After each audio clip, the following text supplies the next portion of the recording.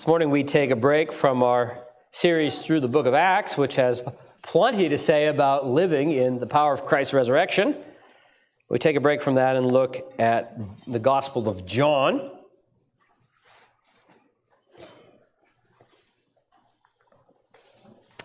Our sermon will focus on verses 25 to 27, but we'll go ahead and read verses 17 to 27.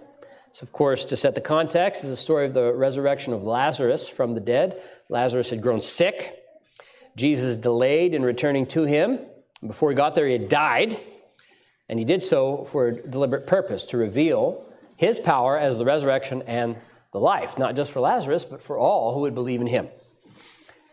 So then we'll read from John chapter 11, beginning at verse 17, down to verse 27. I remind you that these are the inspired, infallible, and the inerrant words of the living God. Now when Jesus came, he found that Lazarus had already been in the tomb 4 days. Bethany was near Jerusalem, about 2 miles off. And many of the Jews had come to Martha and Mary to console them concerning their brother. So when Martha heard that Jesus was coming, she went and met him. But Mary remained seated in the house.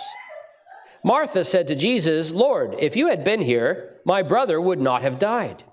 But even now I know that whatever you ask from God, God will give you." Jesus said to her, "Your brother will rise again."